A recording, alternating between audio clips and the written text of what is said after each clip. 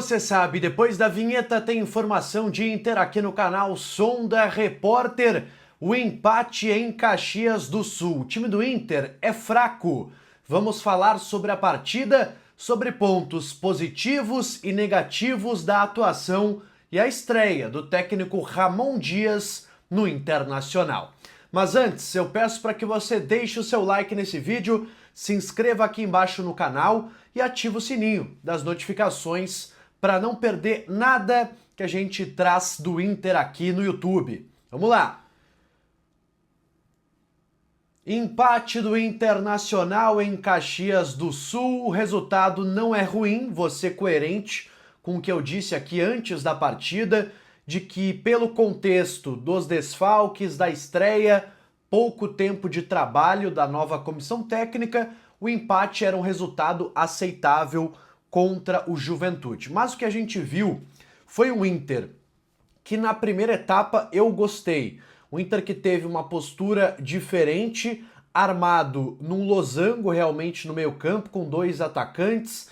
O Inter que teve mais a bola na primeira etapa, mas foi em uma roubada de bola e saída rápida em velocidade que conseguiu o seu gol na primeira etapa. Fez um bom primeiro tempo e acho que dentro das possibilidades acabou tendo aí um ponto ganho em Caxias do Sul. Agora, pessoal, o grande ponto dessa atuação para mim é a segunda etapa, onde a gente viu velhos problemas do Internacional aparecendo.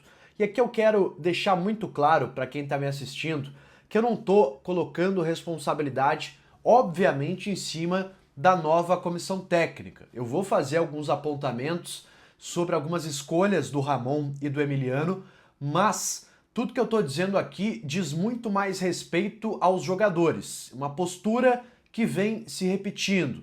Um time que na segunda etapa largou a bola, o Inter chegou a ter quase 70% de posse na primeira etapa, no segundo tempo largou. É claro que vocês vão dizer, pô, Som, do Juventude também quis buscar o empate, foi para cima. É verdade, mas o Inter deixou, sucumbiu a essa pressão do Juventude, não teve mais a bola e principalmente não teve velocidade. Para mim, essa foi a leitura errada que o Ramon e o Emiliano tiveram nessa primeira partida. Como o Inter recuou, e beleza, a gente pode debater se deveria ou não ter recuado, mas o fato é que recuou. Mas não tinha o contra-ataque, não tinha jogadores velozes capazes de agredir o Juventude. O que acontecia? O Juventude vinha pro ataque, o Inter recuperava a bola e 2, 3 segundos depois a bola já estava de novo com o Juventude que vinha mais uma vez. Então assim, na minha opinião ele deveria ter colocado um pouco mais cedo ali o Vitinho, botado o Tabata também um pouco mais cedo, que são jogadores que têm uma capacidade de mais velocidade e de mais retenção de bola em relação ao Romero, por exemplo, e ao Bruno Henrique. Então teria feito já essas alterações para o Inter ter um time mais agressivo na segunda etapa, mas enfim, não foi a escolha deles, até fizeram isso na sequência quando o jogo já estava empatado e mais uma falha defensiva. O Inter já havia falhado no gol que foi anulado, bem anulado pela arbitragem, mas mais um gol de bola parada que o Inter sofre e por centímetros ali o jogador do Juventude estava impedido para a sorte do Inter. Mas depois uma jogada até um pouco estranha do Juventude, jogada pela direita, o Gilberto ajeita de letra e o Enio sozinho faz o gol na cara do Antony, que não teve o que fazer. Então, mais uma vez, a defesa do Inter vaza. São vários jogos já em sequência levando gols. Isso é algo que o Ramon vai ter que corrigir ao longo da próxima semana. O Inter já volta a jogar na quarta-feira contra o Corinthians em casa. Então, um duelo difícil. Eles vão ter aí pouco tempo também para ajeitar minimamente essa equipe do Internacional. É claro que a gente tem que falar sobre os desfalques, já havia falado antes da partida, mas reforço aqui. Difícil jogar com uma defesa completamente reserva, só o Vitão titular. Alan Benítez fez uma média partida na primeira etapa e foi mal no segundo tempo. Mercado, acho que foi bem dentro do possível, embora o Inter tenha tomado ali um gol do miolo da zaga, né, entre o Vitão e o Mercado. Vitor Gabriel fez uma partida bem ruim na lateral esquerda. No meio-campo, também bastante modificado. O Luiz Otávio fez uma partida mediana, foi driblado ali no lance do gol e acabou dando espaço ali para o jogador do Juventude, mas em geral fez uma partida regular. Bruno Henrique mal no jogo, mais uma vez, o Romero sumido, o Alan Patrick também disperso, apesar de ter feito o gol mais uma vez. Jogador que errou alguns passes, ainda parece um pouco lento nas suas ações, é um jogador que vai ter que ser recuperado pelo Ramon Dias. Sobre o ataque, o Carboneiro o melhor em campo, parece o único lúcido do time do Inter, o único que consegue correr, conectar algumas jogadas, é o jogador mais criativo, por incrível que pareça, desse time, mesmo com o Alan Patrick em campo.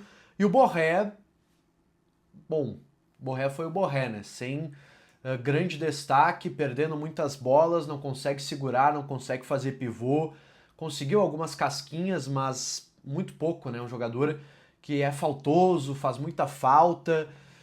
Não sei, o Borré, eu acho que o problema dele não é nem questão vontade, assim, é um jogador que se entrega, tu vê que ele tá no jogo, que ele corre, que ele tenta, mas por incrível que pareça, eu acho que o problema ali é técnico, o problema é de falta de um refino técnico ou talvez de um acerto tático aí que o Inter encontre para este jogador render mais, porque, vamos lá, são quase 2 milhões de reais por mês. Além da defesa, eu observei uma outra coisa no jogo do Internacional que me agradou.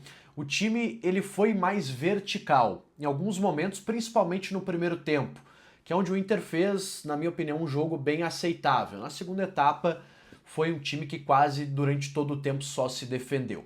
Mas no primeiro tempo, o Inter pegava a bola, tentava trocar alguns passes, mas em direção ao gol.